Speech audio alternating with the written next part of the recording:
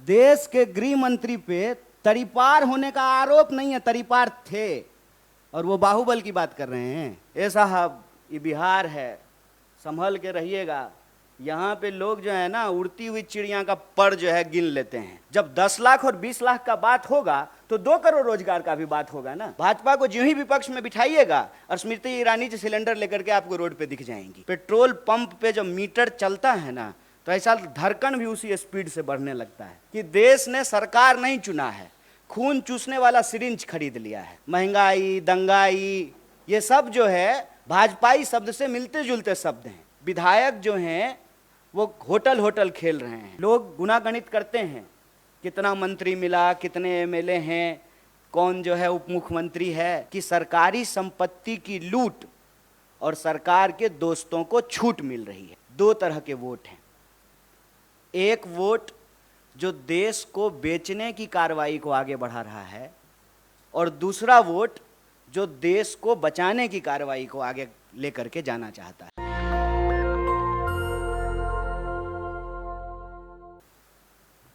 मैं इस संवाददाता सम्मेलन में आए हुए सभी पत्रकार साथियों का हार्दिक अभिनंदन करता हूं।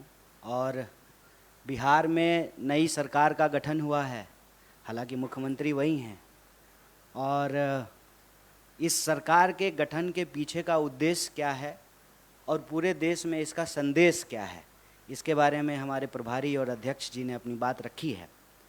मैं बिहार के मुद्दों पे कुछ आपसे बात करना चाहता हूँ। हमारा मानना है, हमारी पार्टी यह स्पष्ट तौर पे सोच रही है, समझ रही है और इस पर एक्ट कर रही है कि देश में अब 2 तरह के वोट हैं। एक वोट जो देश को बेचने की कार्रवाई को आगे बढ़ा रहा है, और दूसरा वोट जो देश को बचाने की कार्रवाई को आगे लेकर के जाना चाहता है। देश बेचने और बचाने की जो ये लड़ाई है, ये आप तमाम लोगों से छुपा हुआ नहीं है। हम सब देख रहे हैं कि सरकारी संपत्ति की लूट और सरकार के दोस्तों को छूट मिल रही है। और देश के जो नौजवान हैं, मैं युवा हूँ और राजनीति में हूँ, तो यह मेरा धर्म भी है और कर्तव्य भी है कि हम नौजवानों के सवाल को प्राथमिकता से उठाएं। और नौजवानों का मुद्दा ये है, खास करके अगर आप बिहार की बात करेंगे तो देश के 5 सबसे ज़्यादा बेरोजगारी दर वाले राज्यों में बिहार भी शामिल है। बिहार की जो यह बदतर स्थिति है, उसको बेहतर स्थिति में हम कैसे बदलें, यह हमारा उद्देश्य है। और इस उद्देश्य को लेकर के देश के भीतर कहीं भी कोई भी अगर एकता बनाने का प्रयास होता है, तो कांग्रेस पार्टी चाहे दलीय तौर पे उसको कोई नुकसान हो, उस नुकसान को बर्दाश्त करते हुए भी दल से ऊपर देश को रखते हुए उस सरकार को हम गठित करने में, उसको बनाने में और उसको बचाने में अपनी भूमिका निभा रहे हैं। लोग गुनागणित करते हैं, कितना मंत्री मिला, कितने एमएलए हैं, कौन जो है उप मुख्यमंत्री है। ये सारा गुनागणित तब होगा ना जब देश के भीतर सरकार गठन की प्रक्रिया पारदर्शी तरीके से चलती रहेगी। आप सब देख रहे हैं कि क्या हो रहा है कि विधायक जो हैं वो होटल खेल रहे हैं। जैसे कोना कोना खेलते हैं ना बच्चा लोग, वैसे होटल खेल रहे हैं, रिजॉर्ट चल रहा है। और आपने देखा कि बिहार में कोई रिजॉर्ट नहीं हुआ, बिल्कुल स्मूथ ट्रांजिशन हुआ है। और यही बिहार की खास बात है। और जैसा कि हमारे अध्यक्ष ने आपको याद दिलाया, सिर्फ इस दौर की बात नहीं है, आप किसी दौर की बात कर लीजिए। जब कहा जाता था कि नंद वंश के खिलाफ कोई बोल नहीं सकता है, तो एक असली चाणक्य, ये वाले नहीं, बेटा को सेक्रेटरी बना देना जो है, ये चाणक्यपन नहीं है, ये ओछापन है, ये दोहरापन है। जो असली चाणक्य थे वो चंद्रगुप्त मौर्य को जो है वो सम्राट बना दिए। और हर दौर में आप देखते जाइए, अगर आप स्वतंत्रता आंदोलन की बात कर रहे हैं, हम लोग 75वीं वर्षगांठ मनाए हैं, तो 1857 की क्रांति में वीर कुंवर सिंह जैसे लोग बिहार में पैदा हुए कि अपना हाथ काट करके नदी में प्रवाहित कर दिए। आप 1942 के भारत छोड़ो आंदोलन को देखिएगा, तो मैं जिस इलाके से आता हूं उसको बिहार का बारदोली कहा जाता है। आप उसके बाद देखेंगे तो एक इकलौता आदमी एक छेनी हथौड़ी लेकर के पहाड़ काट करके रास्ता बना दिया।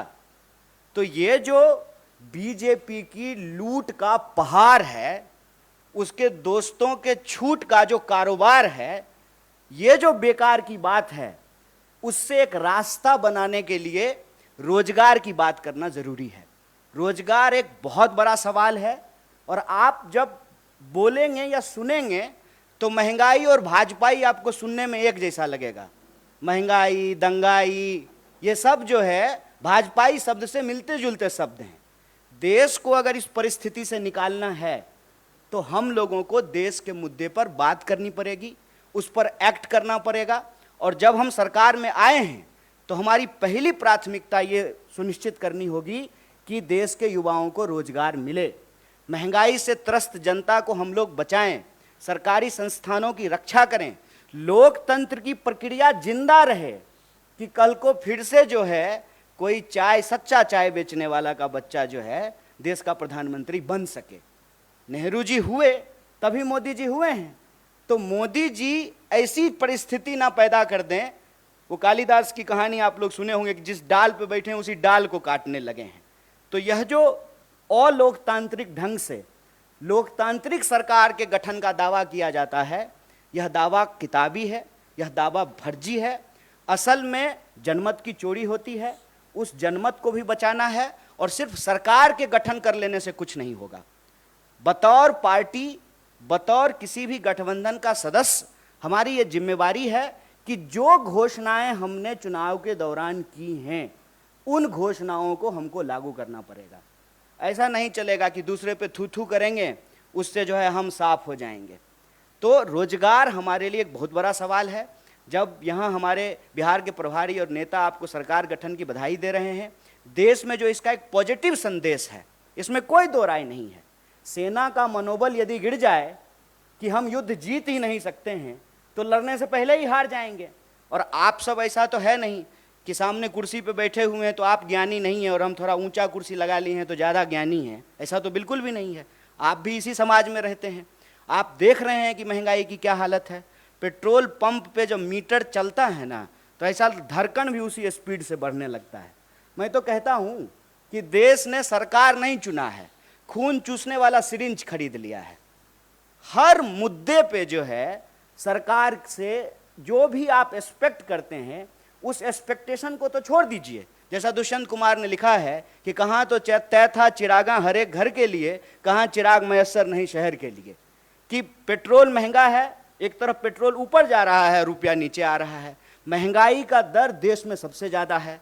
एक एक करके सरकारी संस्थान बेचे जा रहे हैं। पीएसयू को आप उठा करके देख लीजिए, परमानेंट नौकरियां लगातार कम की जा रही है, ठेके पे बहाली किया जा रहा है। कैसा परमानेंट जुगाड़ किया है सरकार ने साहब कि प्रधानमंत्री होते हैं 5 साल के लिए, संविधान में ऐसा लिखा हुआ है। लेकिन आप जो है सत्ता का अहंकार देखिए कि प्रधानमंत्री के जो नंबर 2 हैं वो कहते हैं कि हम जाने के लिए नहीं आए हैं, 50 साल यहीं रहेंगे। तो नियम ही बदल दीजिए कि अब प्रधानमंत्री का चुनाव 5 साल के लिए नहीं होगा, 50 साल के लिए होगा। जहां कॉन्ट्रैक्ट पे चीजें हैं कि आप 5 साल के लिए ही प्रधानमंत्री हो सकते हैं, वहां आप लाइफ टर्म रिचार्ज चाहते हैं, life term, full time recharge.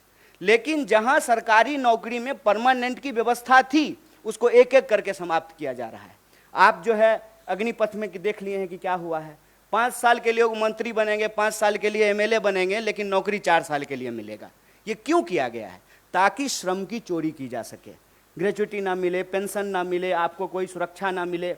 और ये ऐसा नहीं है कि सिर्फ एक सेक्टर में हो रहा है, सारे सेक्टर में रोजगार की यही हालत है। तो बिहार में आज रोजगार का सवाल है, पूरे देश में रोजगार का सवाल है। इसीलिए हम कह रहे हैं कि छोड़िए बेकार की बात, ये मौका है कि कीजिए रोजगार की बात। और ये मौका तब और पैदा हो जाता है जब भाजपा विपक्ष में बैठ जाती है। ये बात मैं कह रहा हूं, इस बात को आप सब लोगों ने देखा होगा कि इस देश में बीजेपी विपक्ष की भूमिका बहुत अच्छे से निभाती है। ज्यों ही बीजेपी विपक्ष में गई, रोजगार की बात करना शुरू कर दी। इसीलिए मैं आप लोगों के माध्यम से देश को अपील करना चाहता हूं कि आप चाहते हैं कि इस देश में रोजी रोटी, कपड़ा, मकान, शिक्षा, स्वास्थ्य, सड़क, बिजली, पानी, ये राजनीति का मुद्दा रहे, तो भाजपा को विपक्ष में बिठाइए। भाजपा को ज्यों ही विपक्ष में बिठाइएगा और स्मृति ईरानी जी सिलेंडर लेकर के आपको रोड पे दिख जाएंगी।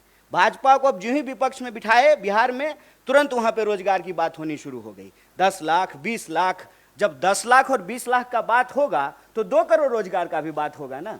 तब देश का बहस जो है वो हिंदू मुसलमान से निकल करके काम पे आ जाएगा। जब काम पे बात होने लगेगी, अपने आप हिंदू मुसलमान पे बात नहीं होगी। तो जो देश के मुद्दे हैं उन मुद्दों पर देश में बात हो। और जो एक अंधेरे का वातावरण बनता जा रहा था ना कि भाजपा तो अजय है, इसको हराया नहीं जा सकता है, ए साहब ये बिहार है, संभल के रहिएगा। यहाँ पे लोग जो है ना उड़ती हुई चिड़िया का पर जो है गिन लेते हैं। अपना आप सूटकेस लेके घूमते रह जाइएगा। हम अपना श्रम बेचते हैं, पूरे देश में जाकर के मजदूरी करते हैं, श्रम बेचते हैं, ईमान नहीं बेचते हैं, इस बात को याद रखिएगा। और जब भी देश में अंधेरा बढ़ता है तो आशा की किरण बिहार से आती है। और मैं उम्मीद करता हूं कि देश में एक मजबूत विपक्ष का संदेशा बिहार ने दिया है। देश के युवाओं से अपील है कि आपका मुद्दा रोजगार है, देश के आम लोगों से अपील है कि आपका मुद्दा महंगाई है। इन मुद्दों पर राजनीतिक विमर्श हो और उस विमर्श को बतौर देश की सबसे बड़ी विपक्षी पार्टी होने के नाते इसको हम जिम्मेवारी से निभाएंगे। और देश के जो सवाल हैं, जो सकारात्मक मुद्दा है, जो पॉजिटिव पॉलिटिक्स है, उसको हम ले जाने का प्रयास करेंगे। बिहार में कहावत है, चलनी दुसलक सूप के। जिस चलनी में अपने 75 छेद हो वो दूसरे का छेद दिखा रहा है। बताइए, देश के गृह मंत्री पे तरीपार होने का आरोप नहीं है, तरीपार थे और वो बाहुबल की बात कर रहे हैं। बेईमानी से विधायक को ऐसा लग रहा है जैसे पार्सल का पैकेट हो, कभी असम जा रहा है, कभी गोवा जा रहा है। ये बाहुबल नहीं है, ये आपराधिक काम नहीं है। और बिहार में कौन ऐसा दल है, कौन ऐसा दल है कोई दल? ये सब मुद्दा भटकाने की बात है। मैं तो नीतीश जी को धन्यवाद देना चाहता हूँ। नीतीश जी अपने एक कार्रवाई से ना बहुत लोगों का कैरियर सेट कर देते हैं। अभी देखिए कि नीतीश जी मुख्यमंत्री हैं, गठबंधन के साथ ही बदल लिए हैं, ठीक है, तो सुशील मोदी जी भी मीडिया में आने लगे हैं। उन्हीं का पार्टी ने उनको साइड कर दिया था। कौन उनको डिप्टी सीएम के पोस्ट से हटा दिया? नीतीश जी हटा दिए कि यही लोग हटा दिए? देखिए, ये सब ना हमारे यहाँ कहावत है, छपास का बीमारी होता है कुछ लोगों को, कुछ भी पकड़ करके कुछ भी बोलेंगे। अरे कोई लॉजिक का बात कीजिए। राजनीति में कौन ऐसा नेता है जिस पे केस नहीं होता है और सारे केस सही होते हैं? किसी के पास 18 मुकदमा है, 17 मुकदमा है। आप चुनाव लड़िएगा, कोई आप कैंडिडेट हैं, आपको पता भी नहीं है, बिजली के पोल पे जो है कोई झंडा लगा दिया है, आचार संहिता का उल्लंघन हो गया, आपके ऊपर केस हो गया और आप एपीयर नहीं होइएगा, आपके खिलाफ वारंट जारी हो जाएगा। कानून की अगर बात कर रहे हैं तो कानून की भाषा में बात कीजिए। कोई भी अपराधी तब तक अपराधी नहीं है जब तक न्यायालय ने उसको अपराध साबित नहीं कर दिया हो। ये सब राजनीतिक छीटाकशी है। हम आज पॉजिटिव मुद्दे को लेकर के आपके बीच आए हैं और हम चाहते हैं कि हेडलाइन मैनेजमेंट का जो भाजपा का तरीका है ना, उसमें हाथ जोड़ करके आप भी मत पड़िए। आज सवाल बिहार के विकास की होनी चाहिए। बिहार में 12 करोड़ से ज़्यादा पॉपुलेशन है, सबसे ज़्यादा पलायन है, तमाम विभाग में रिक्तियां पड़ी हुई है, पीएचसी में जो है डॉक्टर नहीं है, स्कूल में जो है टीचर नहीं है। उन सारी रिक्तियों को कैसे भरा जाएगा? नौकरियां कैसे मिलेगी? रोजगार के नए साधन कैसे पैदा होंगे? स्मॉल स्केल और मीडियम स्केल इंडस्ट्रीज को कैसे लगाया जाएगा? ह्यूमन रिसोर्स मैनेजमेंट कैसा किया जाएगा? पंजाब में जाकर के धान काट सकते हैं और अपने खेत में जो है धान नहीं उगा सकते हैं। दूसरे शहर में जाकर के रोड बना सकते हैं, अपने राज्य का सड़क नहीं बना सकते हैं। गुड़गांव में जाकर के आप जो है कॉल सेक्टर में जाकर के काम कर सकते हैं, सर्विस सेक्टर में काम कर सकते हैं। पटना में कॉल सेंटर नहीं खुल सकता है, मुजफ्फरपुर में कॉल सेंटर नहीं खुल सकता है। पॉजिटिव बात कीजिए। 20 साल से तो भटका ही रहे हैं बिहार के ये लोग, और ये भी सरकार में शामिल थे। कोई मुकदमा नया हुआ है? जब आपका सरकार था, अभी कुछ ही दिन पहले था ना, तू मैं, इसका कोई जवाब है? माने ये अगर हम भी कहेंगे तो गलत होगा कि नीतीश जी जब भाजपा के साथ रहेंगे तो सांप्रदायिक हो जाएंगे और हमारे साथ आएंगे तो धर्मनिरपेक्ष हो जाएंगे। ये सब राजनीति में चीज़ों को भटकाने की बात है। और ये ना ब्रिटिशर्स की पॉलिसी थी, डिवाइड एंड रूल। और ये जो ब्रिटिशर्स के साथ जासूसी करते थे, इनका रूल है डाइवर्ट एंड रूल। डाइवर्जन में मत फंसिए, मुद्दे की बात कीजिए। किसी के ऊपर अगर कोई केस है तो न्यायालय उस पर फैसला करेगी। पुलिस उसको पकड़ेगा। जबरदस्ती से न्यायपालिका का सवाल कार्यपालिका पे ले आइएगा, कार्यपालिका का सवाल विधायिका पे लेके चले जाइएगा, ये तो वही बात हो गई ना। वित्त का जवाब जो है रक्षा मंत्री दे रहा है, रक्षा मंत्री का जवाब जो है वित्त मंत्री दे रहा है, और जिसको बोलना चाहिए, जिसको घूमना चाहिए वो नहीं बोल रहे हैं, वो घूम नहीं रहे हैं। प्रधानमंत्री विदेश मंत्री बन करके जो है वास्को डी गामा की तरह दुनिया का चक्कर लगा रहे हैं। जिम्मेदारी फिक्स होना जरूरी है, और हमारी जिम्मेदारी ये है एज ए अलायंस पार्टनर कि सरकार ने जो वादे किए हैं वो डिलीवरेबल कैसे हो, जनता के बाद पास जो है वो कैसे पहुंचे, ये मुद्दा हमारा है। प्लीज किसी तरह के डाइवर्जनी टैक्टिक्स में हम लोगों को फंसने की जरूरत नहीं है। नेशनल दस्तक की आपसे गुजारिश है कि अगर इसको बचाना चाहते हैं तो नेशनल दस्तक को सब्सक्राइब करने के लिए रेड कलर के सब्सक्राइब बटन को दबाएं, फिर बेल आइकन की घंटी दबाएं। नेशनल दस्तक को बचाने के लिए बहुत जरूरी है कि हर खबर को शेयर करें, लाइक करें, कमेंट जरूर करें।